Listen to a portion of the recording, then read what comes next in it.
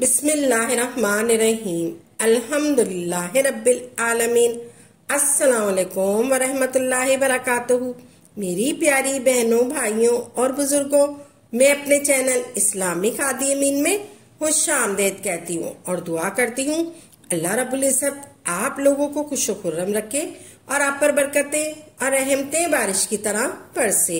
तो प्यारी बहनों और भाइयों, तो कोई हजरात किसी चीज से परेशान है, कोई किसी चीज से परेशान है, कोई काले जादू से परेशान है, कोई आसेबी असरात से परेशान है और कोई जिन्नाती असरात से परेशान है, कोई अपने कारोबार से परेशान है, कोई अपनी दुकान से परेशान है, कोई अपने रिश्तेदारों से परेशान है, कोई बंदिश की वजह से परेशान है।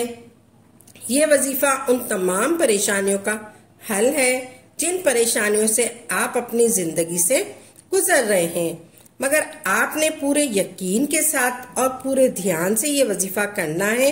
प्यारी बहनों और भाइयों, ये वजीफा आपने पूरे ध्यान से समझना और सुनना है और मेरी इस वीडियो को आपने स्क्रिप्ट नहीं करना, आपने पूरी वीडियो ध्यान से समझना है और अपने दोस्तों में शेयर भी करना है ताकि आपके साथ साथ दूसरे लोगों का भी फायदा हो सके। सिर्फ एक मर्तबा आपने ये वजीफा करना है। इंशाल्लाह इस वजीफे से आपके तमाम मसले हल हो जाएंगे।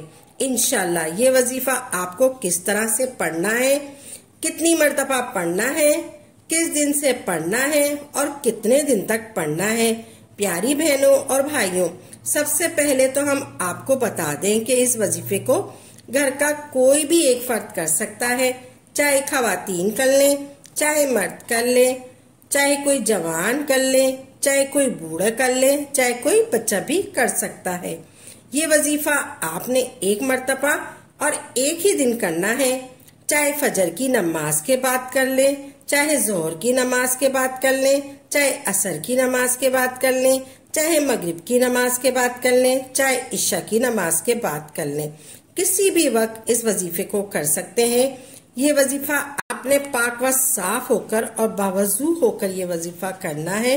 आपने सबसे पहले एक रोटी बना लेनी है, फिर उस रोटी के आपने 4 टुकड़े कर देने हैं। फिर वो 4 टुकड़े आपने वजीफा करने से पहले अपने सामने रख लेने हैं। आपने अपने सामने रख लेने हैं।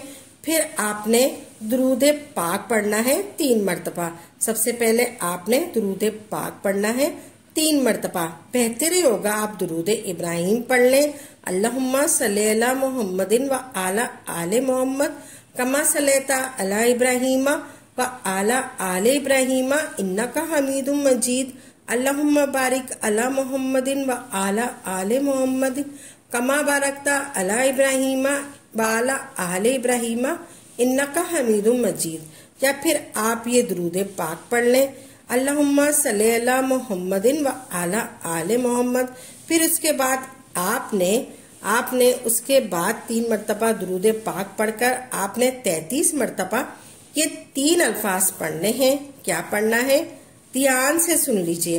अलिफ लाम मीम, अलिफ लाम मीम, अलिफ लाम मीम, अलिफ लाम मीम। ये आपने अपने हाथ की उंगलियों पर गिनकर 33 मरतबा ये 3 अल्फाज पढ़ने हैं। 33 मरतबा ये 3 अल्फाज पढ़ने हैं, अलिफ लाम मीम, और एक रोटी के टुकड़े पर फूंक मार देना है।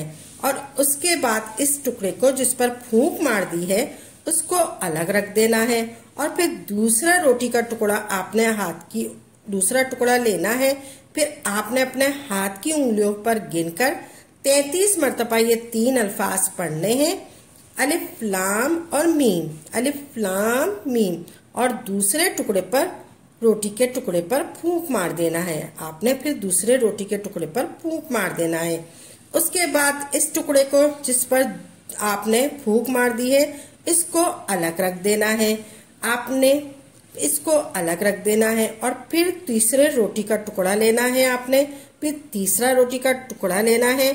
आपने अपने हाथ की उंगलियों पर 33 मरतबा ये 3 अल्फाज पढ़ने हैं। 33 मरतबा ये 3 अल्फाज पढ़ने हैं, अलिफ लाम और मीम, अलिफ लाम मीम।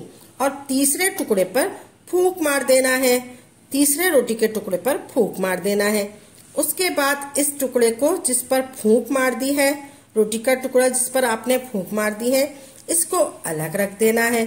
और फिर चौथे रोटी के टुकड़े पर आपने अपने हाथ की उंगलियों पर गिनकर 33 मरतबा ये 3 अल्फाज पढ़ने हैं, अलिफ लाम और मीम, अलिफ लाम मीम, इस तरीके से आपने पढ़ने हैं। और फिर चौथे रोटी के टुकड़े पर फूंक मार देनी है।